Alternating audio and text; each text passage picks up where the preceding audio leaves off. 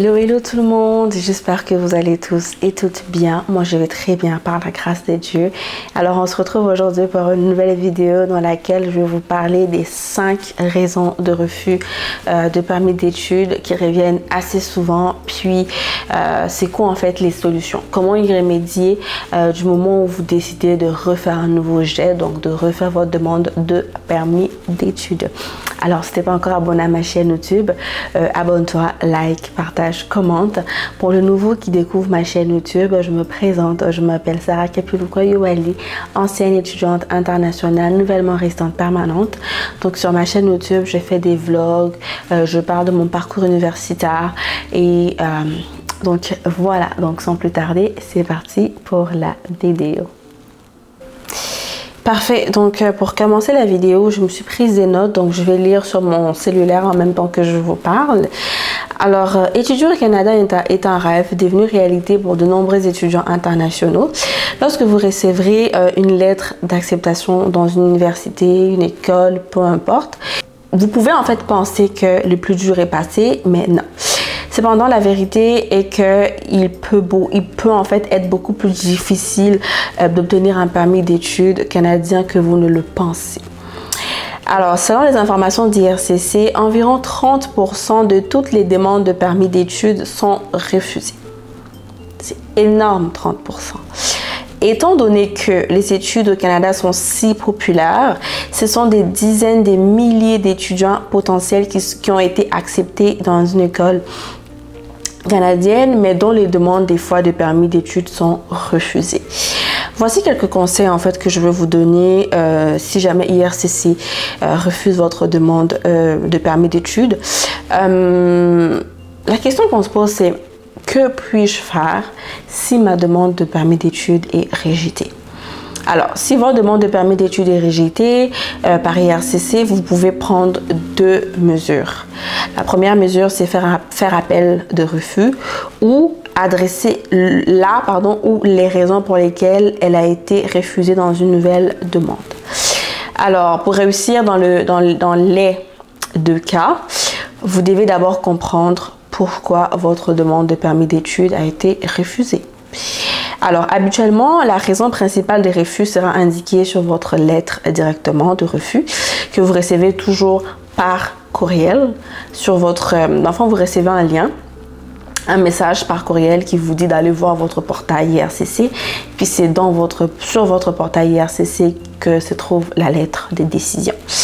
Alors, vous pouvez également demander l'accès aux notes que l'agent des visas a rédigées lors de votre examen de dossier. Et oui, vous pouvez demander cette information aussi afin d'avoir une meilleure idée de la façon de répondre aux préoccupations soulevées.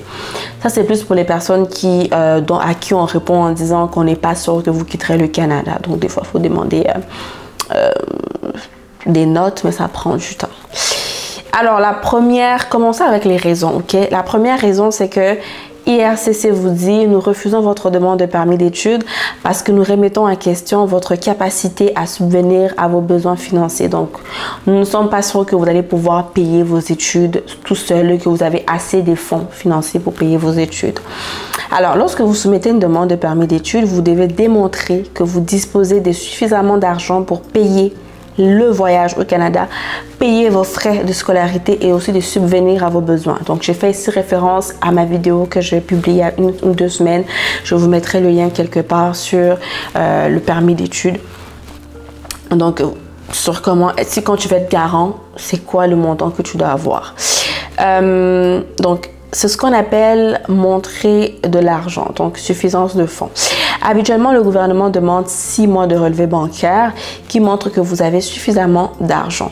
Si le gouvernement estime que vous n'avez pas assez d'argent pour subvenir à vos besoins ou encore à ceux des membres de votre famille, si vous venez en famille, il pourrait refuser votre demande. Alors, dans ce cas-là, on vous envoie une lettre, on vous dit nous refusons votre demande de permis d'études parce que vous n'avez pas assez de fonds. Comment répondre à ce refus?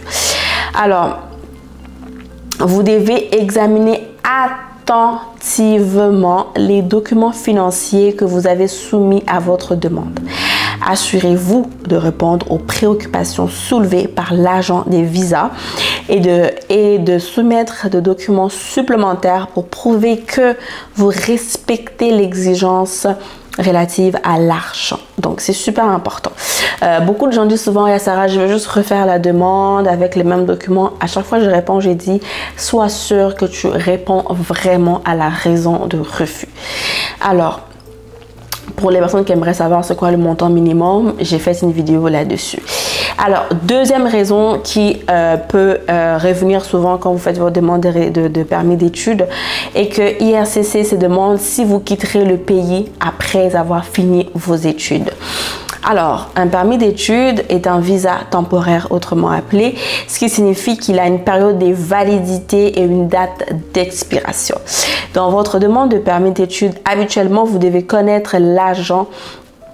Vous devez convaincre, l'agent d'immigration que vous quitterez le pays, donc le Canada, après avoir fini vos études. Donc, ce qui signifie que vous ne pouvez pas demander en fait de prolonger votre permis d'études après avoir fini vos études.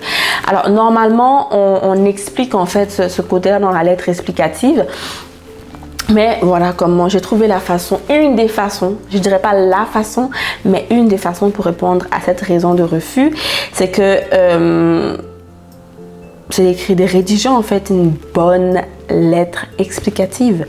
Donc, si l'agent n'est pas convaincu du récit de la lettre que vous lui avez fournie, vous devez retravailler votre lettre pour essayer de convaincre directement l'agent par rapport à ses préoccupations. Donc, gardez à l'esprit le concept de double intention. Donc, les candidats ayant une double intention peuvent avoir l'intention de venir temporairement au Canada en tant qu'étudiant ou encore en tant que travailleur, tout en ayant l'intention d'y rester de façon permanente. Donc, on parle de la double intention que vous pouvez justifier dans votre lettre explicative. Oui, je viens pour étudier au Canada, mais il se pourrait que je puisse rester. Donc, toujours la double intention si et seulement si je trouve un emploi ou si et seulement si d'opportunités d'emploi se présentent à moi. Toujours une double intention si jamais vous avez un refus en faisant votre première lettre explicative. Vous pouvez aussi expliquer en disant que je me rappelle, j'avais rédigé, mais une étudiante m'avait envoyé sa lettre, puis elle expliquait vraiment qu'elle retournerait dans son pays parce que son père a une entreprise, puis qu'elle est l'aînée, il faut qu'elle aille s'en occuper. Fait que vous voyez que ça fait du sens en fait. Troisième possible raison de refus, c'est que IRCC remet en question votre programme, votre choix de programme. Pourquoi je le dis? Parce que la plupart des demandes de visa que je reçois par courriel sont refusées parce que l'agent ne comprend pas en fait la logique dans votre programme, dans votre parcours, je dirais. Une personne par exemple qui est titulaire d'un baccalauréat en sciences infirmières, mettons en Chine, et qui a 4 ans d'expérience en tant qu'infirmière, mais bizarrement, elle souhaite étudier en gestion hôtelière. Vous voyez qu'il n'y a pas vraiment de sens dans le parcours. Donc, pour avoir une réponse à cela, c'est que si le programme que vous avez choisi vous semble étrange compte tenu de votre formation ou encore de votre expérience professionnelle, vous devez expliquer clairement pourquoi vous souhaitez étudier l'hôtellerie à la place de sciences infirmières au Canada, dans votre lettre explicative toujours. Donc, c'est pour ça que c'est important de ne pas choisir n'importe quel programme. Il faut vraiment qu'il y ait un lien. Et si vous changez complètement de parcours, soyez sûr de pouvoir l'expliquer dans votre lettre explicative. Quatrième raison est que IRCC remet en question votre lettre d'acceptation. Donc, avant de pouvoir demander un permis d'études, vous devez recevoir une lettre d'acceptation d'un établissement d'enseignement canadien.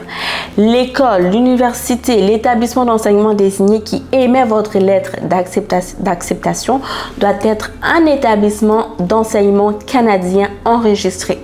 Donc, je vous mettrai les liens en barre d'informations où vous verrez la liste de tous les établissements d'enseignement enregistrés. Donc, ça vous permettra de savoir si l'école est vraiment reconnue par le gouvernement canadien. Alors, comment résoudre un problème pareil? Donc, de toujours passer en revue toute la documentation que vous recevez de l'école en question, puis vraiment être sûr que l'école est enregistrée ou tout simplement changer complètement d'école, puis opter pour une école qui est enregistrée auprès du gouvernement canadien. La cinquième raison, donc la dernière, c'est que IRCC interroge vos documents de voyage ou d'identité. On est rendu là, c'est que c'est grave. C'est quand même grave. Alors, si vous n'avez pas un dossier complet de vos antécédents de voyage ou si vos documents d'identité ne sont pas clairs, IRCC peut refuser votre demande de permis d'études. Donc, comment réagir, comment agir, comment réagir, comment répondre en fait à cette raison de refus. Si l'agent pense qu'il y a des vides dans votre historique de voyage, examinez tous les documents que vous donnez. Parce que je pense qu'on fait comme un récapitulatif des 10 dernières années. Toujours mettre janvier 2022 à décembre 2022, janvier 2023. C'est juste un exemple. Il ne faut pas qu'il y ait des mois vides. Il ne faut pas qu'il y ait des semaines vides. Donc, vraiment qu'il y ait en fait de la logique dans ce que vous écrivez. Donc, voilà un peu. Voilà un peu par rapport à cette vidéo.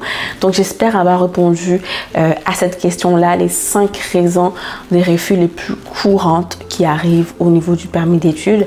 Et j'espère qu'elle va vraiment beaucoup vous aider. Donc, d'ici là, portez-vous bien et que le Seigneur Dieu Tout-Puissant vous bénisse.